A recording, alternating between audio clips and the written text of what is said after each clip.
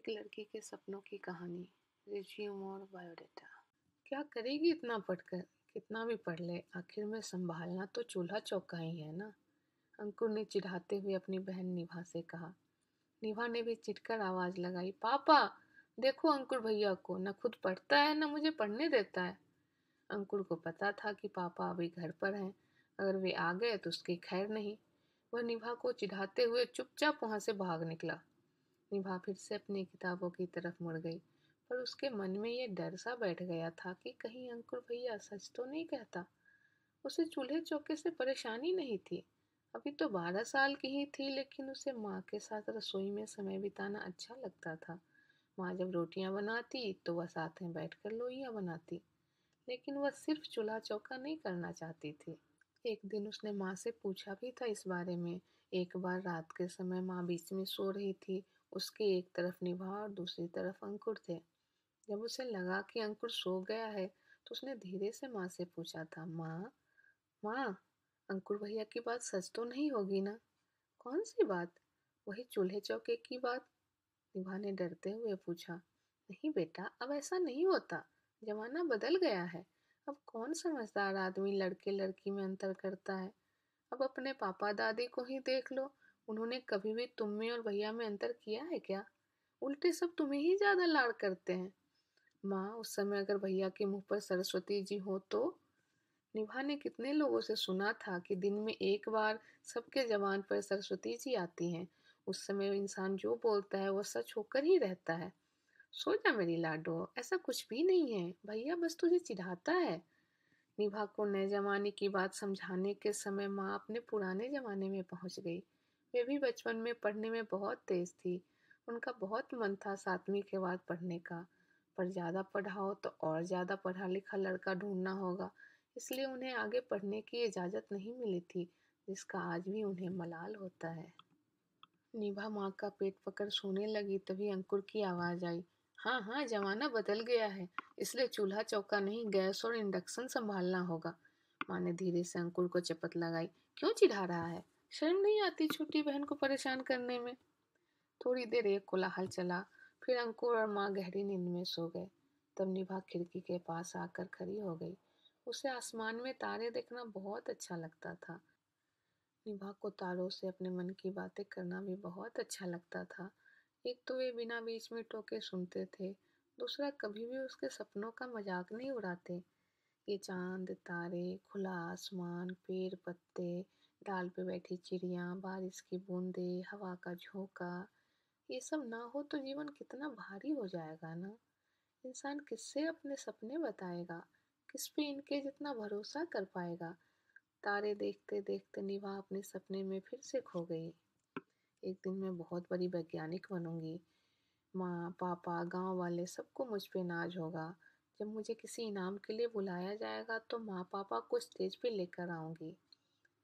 ले ही नहीं आऊंगी, ऐसा करूंगी इनाम भी उन्हीं को दिलवाऊंगी। माँ पापा को कितना अच्छा लगेगा ना। माँ तो रो ही देगी खुशी के मारे। और पापा, वो अपना सारा प्यार, गर्व हमेशा की तरह अपने भीतर ही समेटे रहेंगे। तभी माँ ने आवाज दी, सो जा बेटा, बहुत रात हो गई है। निभा ने तारों को फिर से मिलने का वादा किया और सपनों की दुनिया से निकलकर माँ के साथ रजाई में समा गई। अंकुर निभा से 2 साल बड़ा था। दोनों एक ही स्कूल में पढ़ते थे। जहाँ निभा पढ़ाई में हमेशा अव्वल आती, वहीं अंकुर रोजाना किसी न किसी क्लास के आगे मुर्गा बना पाया जाता। घर का माहौल ग्रामीण था। ग्रामीण का मतलब साग सब्जी दूध दही अभी तक बाजार से आना शुरू नहीं हुआ था। अभी भी पिछले दिन का खाना बासी ही माना जाता था, चाहे वह फ्रिज में ही क्यों न रखा हो। गेहूं चावल भी अपने ही खेत में उगाए जाते थे। हाँ, तो घर का माहौल ग्रामीण था, पर संकीर्ण नहीं था। अक्सर लोगों को यह गलतफहमी हो जाती है कि गांव वाले खुले विचार के नहीं होते हैं। उनको कौन बताए कि खुले विचारों का मतलब सिर्फ अपने हिसाब के कपड़े पहनने की आज़ादी देने से कहीं ऊपर है। निभा सुबह से पढ़ रही थी। निभा सुबह से पढ़ रही है? आज थोड़ा खाना खा ले फिर पढ़ना। लगातार पढ़ेगी तो आंखों में दर्द होगा। आजा बेटा, खाना लगा दिया है। आई माँ, बस ये वाला सवाल खत्म कर लो। निभा का जवाब आया। और अंकुर कहाँ है? उसे भी बुलाते आना। साइकिल चला रहा होगा पीछे रोड पे। इस लड़के में थोड़ा भी डर भय नाम की चीज ही नहीं है। मार खा खा कर थेथर हो गया है।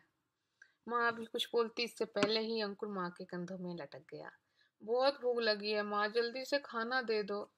निभा को भी बुला ला, बेचारी सुबह से पढ़ रही है। क्या करेगी वो खाकर, मोटी हो जाएगी तो उसे कोई शादी भी नहीं करेगा। तभी निभा आ गई रसोई घर में। उसने अंकुर की बात सुन ली थी। मेरी शादी की चिंता छोड़ो भैया, अपनी चिंता करो। मैं तो पढ़ लिख कर इतनी बड़ी बनूंगी ना कि लाइन लगेगी पापा के सामने बेटे वालों की। रहने दे, चल खाना खा ले, ज्यादा सपने मत पाल। कितना भी पढ़ ले, कलेक्टर बन जा, पर शादी के लिए तो लड़के को फोटो भेजी ही जाएगी। पसंद आया तो शादी, नहीं तो फिर से अगली जगह फोटो। अपनी सोचो, अगर पढ़ाई लिखाई नहीं की तो कोई लड़की शादी भी नहीं करेगी। अरे ये बाप दादा की कमाई किसके लिए है? पापा आपको घर में नहीं रहने देंगे अगर अच्छे से पढ़ाई नहीं की तो। अरे पगली, ये सब कहने की बातें हैं। जैसा न्यूटन ने बताया है ना कि सेब ऊपर से गिरे तो नीचे ही आता है, वैसे ही पुश्तैनी चीजें होती हैं, अपने आप नीचे वाले को मिल जाती है। नियम है ये, नियम। इतनी पढ़ाकू बनी फिरती है पर ये नियम नहीं पता। यह कहते हुए अंकुर ने निभा की चोटी खींच दी। निभा चिल्ला पड़ी, माँ देखो ना, भैया को बाल खींच रहा है। माँ ने अंकुर को आंख दिखाया तो चुपचाप खाने बैठ गया। उसे भी पता था कि निभा को और छेड़ा तो वह रो देगी, और उसके रोने का मतलब है सारे घर के लोगों से अलग अलग गालियां खाना। निभा घर में सबकी चहेती थी। अंकुर भी सबका लाडला था, पर निभा से ज्यादा नहीं। इसका कारण भी था। निभा पढ़ने में तो अव्वल थी ही, साथ ही सबका बहुत ख्याल रखती। किसी से कभी ऊंची आवाज में बात नहीं करती, अंकुर को छोड़कर। आसपास वाले भी उसकी खूब तारीफ करते थे। किसी को कभी भी उससे कोई शिकायत नहीं होती। स्कूल से भी कभी उसकी कोई शिकायत नहीं आती। वो अपना सारा काम समय से करती। वहीं अंकुर कोई भी काम समय से नहीं करता। समय से करना तो दूर, देरी से भी नहीं करता। उसे न तो नहाने का मन करता, न अपना कमरा ठीक करने का। उसे पानी लाने भी कहा जाता तो कहना पड़ता था, चापाकल थोड़ी देर चलाना, फिर ताजा पानी निकलेगा। नहीं तो वह जाता और पहले हैंडल में जो पानी निकल जाता उसे लेकर आ जाता। जब भी कोई छोटा मोटा काम कहा जाता तुरंत कहता, सारे काम मैं ही करूं। इस निभा को कुछ भी नहीं कहते आप लोग, खा खा कर मोटी होती जा रही है। और पढ़ाई, पढ़ाई से जैसे दुश्मनी थी अंकुर की। न उसे गणित समझ आता, न ही हिंदी। रीमा पढ़ने में अच्छी थी, अंकुर का पढ़ाई से रिश्ता अच्छा नहीं था। इसलिए धीरे धीरे एक समय ऐसा आया कि दोनों भाई बहन एक ही क्लास में आ गए। अब तो अंकुर की मुश्किलें और बढ़ गई। हर चीज में तुलना, क्लास की हर जानकारी का घर पहुंचना। अंकुर ने एक दो बार निभा को घूस देने की कोशिश भी की थी कि अगर वह क्लास की बातें घर पे नहीं बताएगी तो वह उसे साइकिल चलाना सिखाएगा। पर निभा तो निभा थी, दादी की पक्की चली। दादी ने एक बार कभी उसे बताया था कि झूठ बोलने वाले नरक में जाते हैं। तब से वह कोशिश करती कि सच ही बोले। अगर कभी सच बोलना मुश्किल होता तो वह चुप रह जाती, पर झूठ नहीं बोलती। बस एक बार उसने झूठ बोला था, वो भी दादी से। उस झूठ बोलने की उसे आज भी खुशी होती थी। एक बार की बात थी, तब दादाजी थे। माँ ने दादाजी का खाना लगाया और दादी को पकड़ा दिया दादाजी को खिलाने के लिए। दादी दादाजी का खाना लेकर आ रही थी रसोई घर से ओसारे की तरफ, जहाँ बैठकर दादाजी खाना खाते थे। तभी दादी को याद आया कि घी का बर्तन तो रसोई में ही रह गया। सबके खाने में ऊपर से 2 चम्मच पिघला घी डालना नियम सा था, चाहे चावल में या दाल में, पर डलता जरूर था। दादी ने ओसारे पे थाली रखी और दादाजी को बुलाने से पहले घी लेने रसोई की ओर जाने लगी। तभी पास में बैठी सफाई करने वाले की छोटी सी बेटी इमली पर उनकी नजर गई। उन्होंने उसे खाने के पास बिठा दिया कि देखते रहना कोई बिल्ली आके खाना जूठा न कर दे। सर्दी का समय था, घी जमा हुआ था, तो दादी को देने से पहले माँ उसे पिघलाने लगी। इधर इमली खाने की रखवाली कर रही थी। रखवाली करते करते उसकी नज़र हर चीज पे गई। चावल, दाल, सब्जी, भुजिया, साग, चटनी, सलाद, दही, नमक मिर्च, अचार, पापड़, दो छोटी छोटी फुली हुई रोटी। दही के कटोरे के बगल में एक छोटी सी प्लेट थी जिसमें गुड़ का छोटा सा टुकड़ा था। वहां जाकर इमली की नजर अटक गई और उसके हाथ अपने आप उस प्लेट की ओर बढ़े, और अगले ही पल वो गुड़ का टुकड़ा उसके मुंह में पिघलने लगा। ये सब कैसे हुआ, कुछ समझ ही नहीं आया उसे। निभा आंगन में बैठी बैठी ये सब कुछ चुपचाप देख रही थी। जब उसने देखा कि दादी घी लेकर रसोई से निकल रही हैं, तो जल्दी से उठी और इमली को एक गिलास देकर चापाकल से पानी लाने भेज दिया, और खुद धा धा करने लगी जैसे बिल्ली भगा रही हो। दादी को देखते ही बोल पड़ी, दादी देखो ना, बिल्ली प्लेट से गुड़ का टुकड़ा लेकर भाग गई। गुड़ ही लिया कि सारा खाना भी जूठा कर दिया? बस गुड़ लेकर भागी है। मैं धा धा कर ही रही थी पर बिल्ली बहुत ढीठ थी, बिना गुड़ लिए भागी ही नहीं। पर मैं तो इमली को यहाँ बिठा कर गई थी रखवाली करने, कहाँ है वो? दादी, मुझे प्यास लग रही थी। जग का पानी ठंडा हो गया था तो मैंने उसे चापाकल से ताजा पानी लाने भेजा है। कोई बात नहीं, तुम जाकर दादाजी को बुला लाओ, मैं दूसरा गुड़ ले आऊंगी। निभा मुड़ी तो सामने इमली खड़ी थी। उसकी आंखें निभा से मानो पूछ रही थी कि आपने मेरे लिए झूठ क्यों बोला। निभा ने हल्के से मुस्कुरा दिया। जवाब में इमली अच्छे से हंस दी। उस दिन निभा को लगा कि हर झूठ के बदले नरक नहीं जाना पड़ता। आजकल स्कूल में बड़े दिन की छुट्टियां चल रही थी। छुट्टियों में जो होमवर्क मिला था वो तो था ही, साथ में पापा ने भी कुछ गणित के सवाल दे रखे थे। पापा को गणित बहुत पसंद था। दादी बताती थी कि पापा बचपन से ही गणित में तेज हैं। जब भी पापा घर आते और इनकी छुट्टियां होती तो दोनों भाई बहन को बुला लेते। कॉपी के एक पृष्ठ पर उस दिन की तारीख लिख देते और कहते, यहाँ से सवाल बनाना शुरू करो। शाम को देखूंगा कि किसने कितने पन्ने सवाल बनाए। पापा की तरह निभा की भी गणित में बहुत रुचि थी। सोवर लग जाती पापा को खुश करने में। अब फंस गया बेचारा अंकुर। अभी तक तो उसका स्कूल का होमवर्क भी नहीं हुआ होता, उस पर पापा का होमवर्क। नहीं किया तो धुलाई निश्चित है। वैसे धुलाई से उसको फर्क नहीं पड़ता था जितना निभा के सामने धुलाई होने से फर्क पड़ता था। वैसे यह फर्क पड़ना भी धीरे धीरे कम होता जा रहा था, क्योंकि निभा उसके क्लास में आ गई थी। ये रोज की ही तो बात थी, अब बेचारा कितना फर्क पड़ा है। निभा वही पापा का दिया होमवर्क आंगन में बैठ के कर रही थी, और अंकुर होमवर्क तो वो करने वाला था नहीं, लेकिन वो चाहता था कि निभा भी ना करे, ताकि वो पापा की मार से बच जाए, क्योंकि उसने पापा को कभी भी निभा पर हाथ उठाते नहीं देखा था। वैसे उसने निभा को कभी मार खाते ही नहीं देखा था। कभी कभी तो इस बात से इतना चिढ़ जाता कि कहता, अगर यमराज मुझसे मेरी आखिरी इच्छा पूछे तो मैं तो यही कहूंगा कि मरने से पहले निभा को मार खाते देखना चाहता हूँ। निभा दादी के बगल में चारपाई पे बैठकर अपना सवाल बना रही थी। अंकुर आंगन में इधर उधर करता निभा को पढ़ाई से उठाने की कोशिश कर रहा था। बीच में जब माँ तार पे कपड़े पसारने आई तो उसने चिताया कि सबक बना ले, नहीं तो शाम में कोई नहीं बचाएगा। पर कौन सुनता है। फिर उसने निभा को चिढ़ाना शुरू किया, क्या करेगी इतना पढ़कर, कितना भी पढ़ ले, आखिर संभालना तो चूल्हा चौका ही है। और निभा ने पापा को आवाज लगा दी। तब वो वहां से भाग गया। उसके बाद सीधा खाना खाने के समय ही आया था। वैसे अंकुर निभा को बहुत प्यार करता था, पर इस पढ़ाई के नाप तोल के चक्कर में उसे निभा से ऐसे बर्ताव करना पड़ता था। अपने दोस्तों के बीच उसकी शेखी थी कि वह स्कूल की सबसे तेज लड़की का बड़ा भाई है। चिढ़ाना सताना तो था, पर अंकुर कभी भी निभा से जलता नहीं था। उसके अंदर बड़े भाई वाली जिम्मेदारी, बहन पे नाज सब था, पर जाहिर नहीं करता था। कह दिया तो मोटी और सिर पे चढ़ जाएगी। राखी से 2 महीने पहले से ही वो पैसे जोड़ना शुरू कर देता था। कोई भी घर आता या किसी के घर जाता, जो भी उससे गुड़ लगाई मिलता उसे संभाल के रख लेता। कभी कभी दादी पैर दबाने के पैसे देती तो कभी सुंदरकांड पढ़ने के लिए। दादी का भी रेट तय था। हनुमान चालीसा का पाठ करने पर 10 रुपया, सुंदरकांड पाठ करने पर 20 रुपया, रामायण के पाठ के 151 रुपये। बहुत हिम्मत करके वो सुंदरकांड पाठ तक पहुंच पाया था। कभी माँ बाजार से कुछ सामान मंगाती और खुला 10 रुपये से कम का होता तो वापस नहीं करता।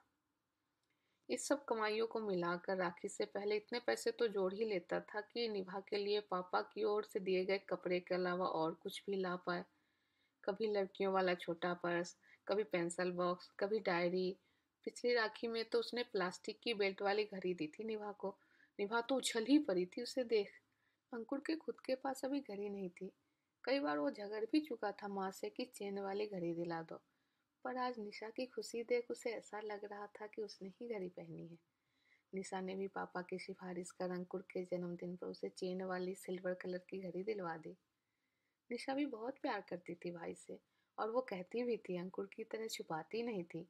निशा का सपना था कि वो बड़ी होकर एक वैज्ञानिक बने, बहुत बड़ी वैज्ञानिक, बिल्कुल डॉक्टर कलाम की तरह, देश के लिए काम करे।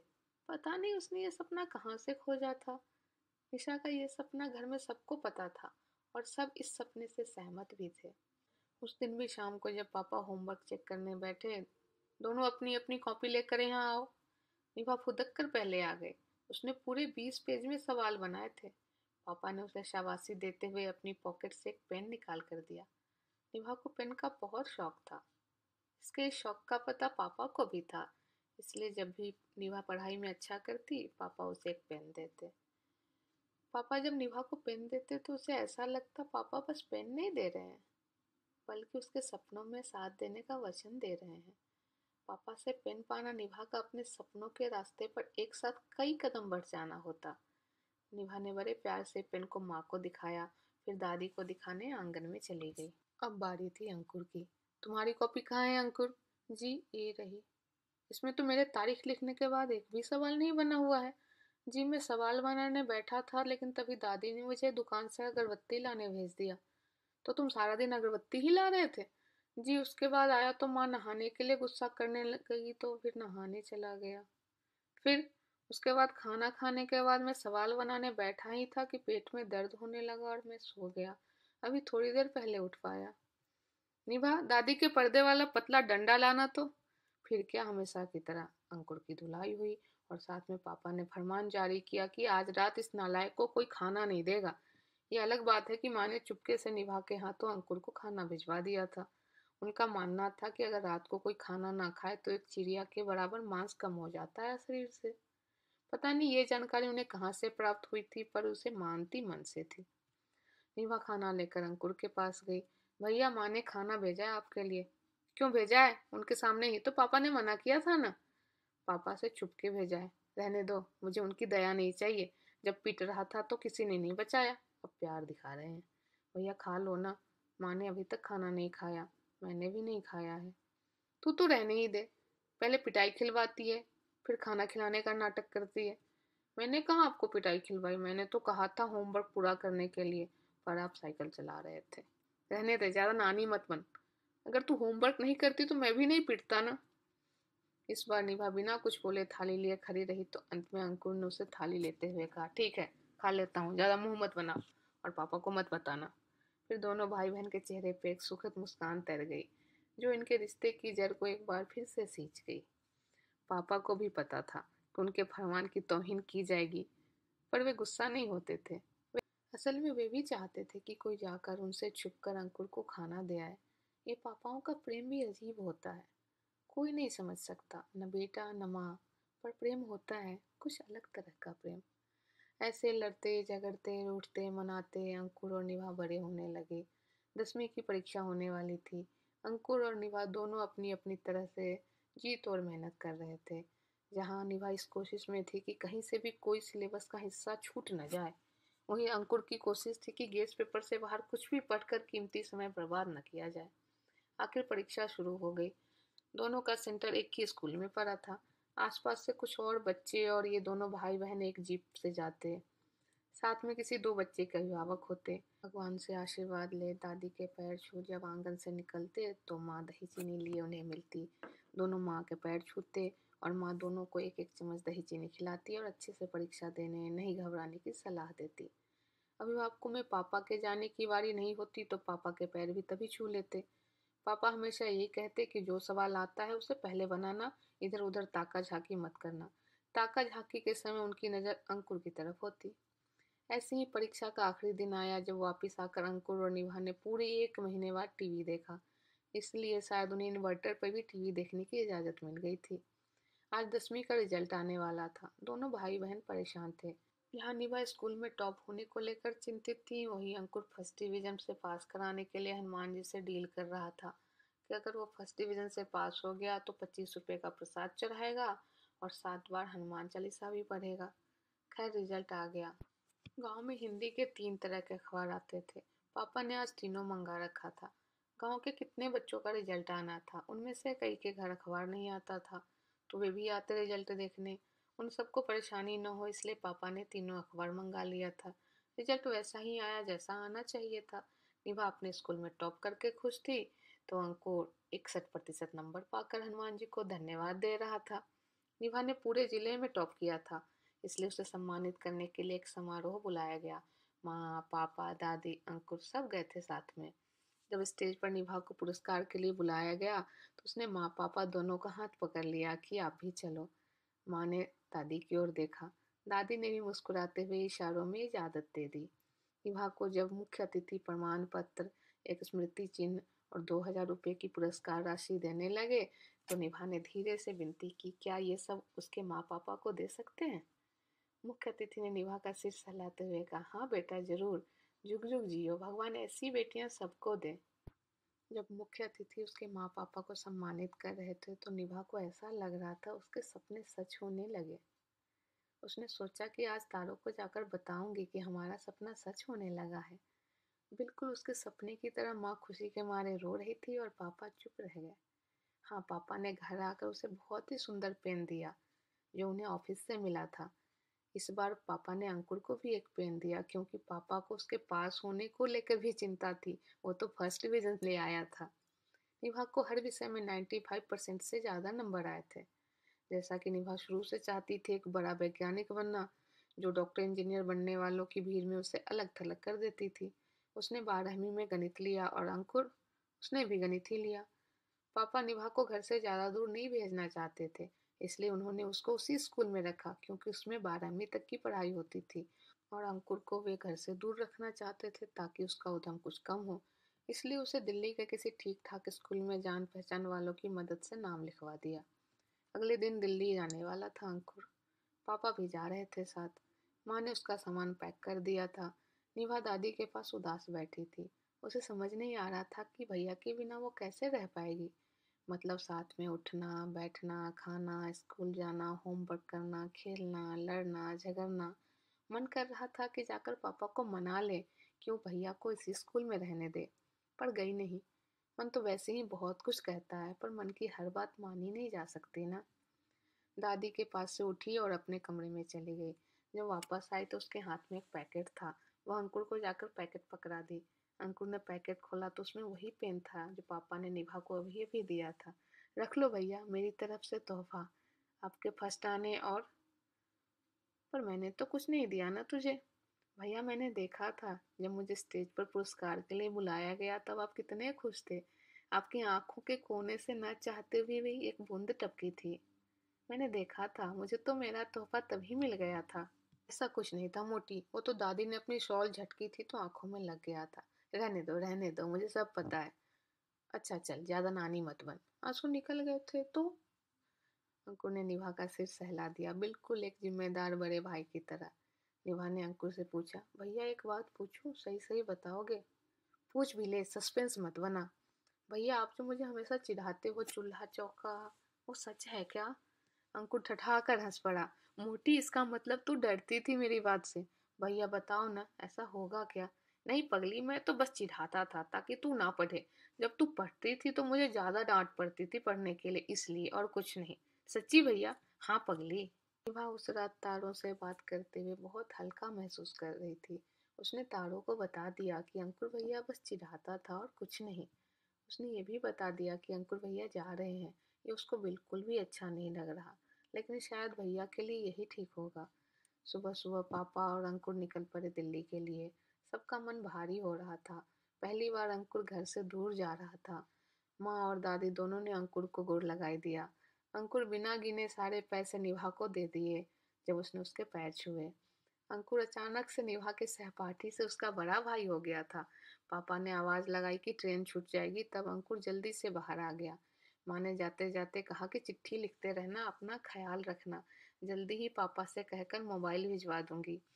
ट्रेन तो शहर से थी, इसलिए शहर तक जाने के लिए पापा ने टेम्पो मंगाया था। जब तक टेम्पो आंखों से ओझल न हो गया तब तक सब हाथ हिलाते रहे। 12वीं में निभा ने फिर से अपने स्कूल में टॉप किया और अंकुर किसी तरह 60% नंबर ले आया। इसके बाद अंकुर कोचिंग करने कोटा चला गया, जहाँ हर कोई जाता ही है एक बार। जैसे हरिद्वार को स्वर्ग जाने का द्वार कहा जाता है, वैसे ही कोटा इंजीनियरिंग लोग का ऐसा द्वार है जहाँ गए बिना न बच्चे को शांति मिलती है, न अभिभावक को संतोष। विभा ने शहर के एक अच्छे कॉलेज में दाखिला ले लिया। इस पर पापा ने उसे बाहर जाने के लिए पूछा था। उसके इतने अच्छे नंबर आए थे कि उसे दिल्ली के सबसे अच्छे कॉलेज में भी दाखिला मिल जाता, पर उसने मना कर दिया कि मुझे जो पढ़ना और सीखना है उसके लिए यह कॉलेज और यहाँ के शिक्षक भी कम नहीं हैं। इधर निभा कॉलेज के दूसरे वर्ष में पहुंच गई। वहाँ अंकुर अभी भी 12वीं पास कोचिंग कर रहा था। 1 साल बाद पापा ने थक हार कर एक प्राइवेट कॉलेज में कुछ पैसे दे दिवा के उसका नाम लिखवा दिया, जहाँ से किसी तरह वह इंजीनियर बन के निकला। तब तक निभा ने पीजी में नाम लिखवा लिया था। छुट्टियों में दोनों घर आते रहते थे। निभा बड़ी होकर माँ की छवि बनती जा रही थी और अंकुर सिनेमा के हीरो की कॉपी बनता जा रहा था। शुरुआत में तो पापा घर आते ही सबसे पहले नाई बुलाकर अंकुर के लंबे बाल कटवाते थे, पर धीरे धीरे पापा ने अपनी पकड़ खुद ही ढीली कर ली। सामने वाला हमें हमारी सीमा बताए, इससे बेहतर है कि हम खुद ही अपना दायरा समेट लें। कई वर्षों बाद इस बार राखी में दोनों भाई बहन घर पर साथ थे। अंकुर जहाँ कोटा से कोचिंग और दिल्ली के प्राइवेट कॉलेज से इंजीनियरिंग करके लौटे शहर टाइप ड्यूड लग रहा था, वही निभा बिल्कुल अपनी माँ की तरह सीधी सादी मासूम सी लग रही थी। उसकी और उसकी माँ के बीच उम्र के अलावा एक और अंतर था। माँ साड़ी पहनती थी और निभा सलवार सूट। दोनों भाई बहन कमरे में आकर एक दूसरे के लिए जो गिफ्ट लाए थे वे दिखा रहे थे। अंकुर ने पूछा, और क्या करेगी वैज्ञानिक साहिबा? पीएचडी, रिसर्च, और तुम्हारा? कोई नौकरी मिल जाएगी कि नहीं? नौकरी का क्या है, मिल ही जाएगी। मेरे कई दोस्तों की अच्छी जगहों पर नौकरी लगी है, उन सबको रिज्यूम भेज दिया है। तुम चिंता ना करो, जब इंजीनियरिंग कर ली तो नौकरी भी कर ही लूंगा। जरा अपना रिज्यूम दिखाना, मेरे दोस्त का भाई भी अच्छी जगह नौकरी करता है, उसे दे दूंगी। निभा अंकुर का रिज्यूम लेकर देख ही रही थी कि बाहर से दादी की आवाज आई। निभा ने रिज्यूम वही टेबल पर रखा और दोनों बाहर आ गए। बाहर छोटी बुआ आई थी। वैसे इसमें ज्यादा आश्चर्य की बात नहीं थी, क्योंकि बुआ अक्सर राखी पर आ जाया करती थी पापा को राखी बांधने। माँ ने बुआ को पानी चाय दिया, उनके लिए नाश्ता लाने जा ही रही थी कि बुआ भी उनके पीछे पीछे रसोई घर में चली गई। ऐसा बहुत कम होता था। बुआ आने के बाद अपनी जगह से 3-4 घंटे से पहले हिलती भी नहीं थी, पर आज 10 मिनट में ही उठ गई। रसोई की तरफ जा रही हूँ, वो भी माँ के पीछे पीछे। रसोई घर में काफी समय तक दोनों के बीच बात होती रही। ऐसा लग रहा था कोई गंभीर बात हो रही थी। थोड़ी देर बाद दोनों पापा के पास पहुंची। वहां भी वैसे ही गुपचुप तरीके से कुछ बातें हुई। फिर माँ दादी को बुला कर ले आई। अंकु और निभा को इस सारे कार्यक्रम से दूर ही रखा गया था। तभी बुआ अपना मोबाइल लेकर आंगन में आ गई। फिर उन्होंने अंकुर को आवाज लगाई। अंकुर को बिना कोई परिचय दिए मोबाइल पकड़ाते हुए बोली कि इनसे बात कर, ये जो पूछ रहे हैं इन्हें बता दे। अंकुर का मन तो किया बात ना करे, पर मोबाइल उसके कान पर था और सामने से किसी अंकल की हेलो हेलो की आवाज आ रही थी। अंकल ने अंकुर से बस उसका ईमेल आईडी मांगा और बोला कि आप थोड़ी देर में ईमेल चेक कर लें। फिर अंकल ने फोन रख दिया। अंकुर अभी कुछ समझने की कोशिश ही कर रहा था कि बुआ ने लगभग धकेलते हुए उसे बोला कि खड़े खड़े मुंह क्या देख रहा है, जा जाकर अपना लैपटॉप ले आ। अंकुर को अब इतना तो समझ आ गया था कि ईमेल पर कुछ आने वाला है, पर क्या, ये अभी तक रहस्य ही था। अंकुर ने जब मेल खोला तो सबसे ऊपर किसी नई आईडी से मेल आया था। साथ में अटैचमेंट भी था। अब तक सारे लोग अंकुर को घेर कर खड़े हो गए थे। निभा बस दूर थी। उसकी बिना बुलाए घुसने की आदत नहीं थी और अभी तक किसी ने उसे बुलाया नहीं था। उधर ईमेल में किसी लड़के का फोटो था। अब अंकुर को कुछ कुछ समझ आने लगा था। फिर एक बैठक जमी जिसमें बुआ ने रहस्य पर से पर्दा हटाते हुए बताया कि ये उनके चचेरी ननद का भांजा है। अमेरिका में नौकरी करता है, अपना घर भी बना लिया है वहाँ उसने। यहाँ भी अच्छी खासी पुश्तैनी जायदाद है, इकलौता लड़का है, इंजीनियर है। अपने अंकुर की भी अच्छी नौकरी लगवा देगा। अभी लड़का यहाँ आया हुआ है, उसके घर वाले उसके लिए पढ़ी लिखी घरेलू बहू ढूंढ रहे हैं। जब मुझे पता चला तो मैंने अपनी निभा की बात चलाई। बुआ का बखान सुनने के बाद पापा ने निभा की ओर देखा, जिसे अब तक सारी बात समझ आ चुकी थी। निभा वहां से चली गई। पापा ने माँ को भेजा निभा के मन की बात जानने के लिए। निभा उसी खिड़की के पास खड़ी थी जहाँ से तारे गिनना उसे बचपन से बहुत पसंद था, जिन तारों ने उसके साथ उसके सपने जिए थे। पर आज वो तारे नहीं गिन रही थी, वो आसमान समेटने की कोशिश कर रही थी, अपने सपनों का फैला आसमान। तभी माँ ने उसके कंधे पे हाथ डाला। वो चौंक सी गई, मानो समेटते समेटते उसका आसमान बिखर गया हो। माँ ने उसे समझाना शुरू किया, शादी करनी ही है एक दिन, तो रिश्ता अच्छा है ये। पर माँ, मेरा पीजी और फिर पीएचडी, उसका क्या? बेटा, वो पढ़े लिखे खुले विचार के लोग हैं, तुम्हें पढ़ने से रोकेंगे नहीं। नहीं, उन्हें पैसे की कमी है। पर माँ, देखो बेटा, अब सारी उम्र तो यहाँ नहीं रहोगी ना। पर माँ, मुझे एक बहुत बड़ा वैज्ञानिक बनना है। बनना ना, किसने मना किया है? उन लोगों ने मना कर दिया तो?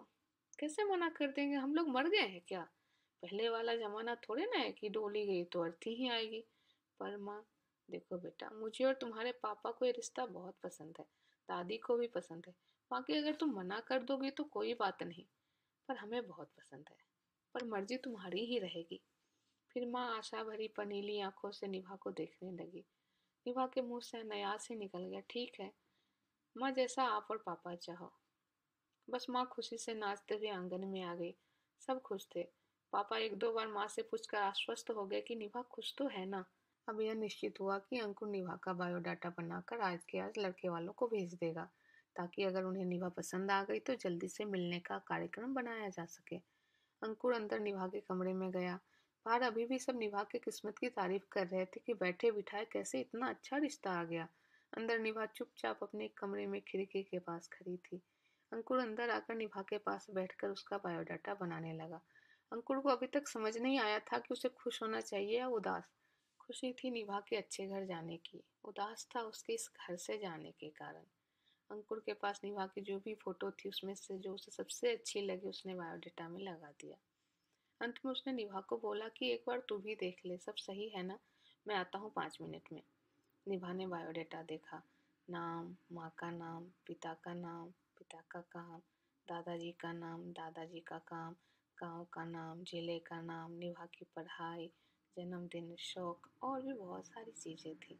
तभी उसकी नज़र पास टेबल पर पड़े अंकुर के रिज्यूम पे पड़ी। काम, नाम, स्कूल का नाम, 10वीं के अंक, 12वीं के अंक, कॉलेज का नाम, इंजीनियरिंग के अंक। निभा लैपटॉप गोद में और अंकुर का रिज्यूम हाथ में लेकर खिड़की के सामने कुर्सी पर बैठी थी। कभी अपना बायोडाटा देखती, कभी अंकुर का रिज्यूम। अपना बायोडाटा और अंकुर के रिज्यूम को लिए निभा खिड़की से बाहर फैले आसमान के साथ अपने सपनों को समेटने लगी। आज सब सुबह से ही तैयारी में लगे थे। लड़के को निभा का बायोडाटा और फोटो पसंद आ गया था। आज वे लोग आ रहे थे निभा को देखने। दोनों घर के लोग बैठक में बैठे थे। जब लड़की बुलाने की बात हुई तो माँ उठने लगी। तभी अंकुर बोला, आप बैठो, मैं बुलाता हूँ निभा को। निभा अंदर अपने कमरे में तैयार होकर खिड़की के पास खड़ी थी। वैसे अभी आसमान में तारे नहीं थे, पर वो आसमान को निहार रही थी। आज निभा ने माँ की साड़ी पहनी थी, बिल्कुल माँ की तरह लग रही थी। आज उसकी और माँ के बीच का एक और फर्क मिट गया था, साड़ी और सलवार सूट वाला। अंकुर उसके सिर पर हाथ फेरा तो आसमान से नीचे उतर आई। उसे साथ लेकर कमरे से बाहर निकलने लगा अंकुर। उसने निभा को चिढ़ाते हुए बोला, मोटी, तू तो अब एनआरआई हो जाएगी, डॉलर में खेलेगी। निभा ने धीरे से कहा, भैया उस दिन सच में आपके मुंह पर सरस्वती जी बैठी थी। किस दिन? वही चूल्हे चौके वाले दिन। अंकुर क्या बोले ये सोच नहीं पा रहा था। तब तक छोटी बुआ आ गई और निभा को अपने साथ ले गई। अंकुर चुपचाप कमरे में वापस आकर बेड पे बैठ गया। उसे बगल में उसका रिज्यूम पड़ा दिखा जो गीला गीला सा लग रहा था, और लैपटॉप पर निभा का बायोडाटा खुला था। अंकुर भी थोड़ा डर सा गया कि उस दिन उसके मुंह पर सचमुच सरस्वती जी तो नहीं बैठी थी।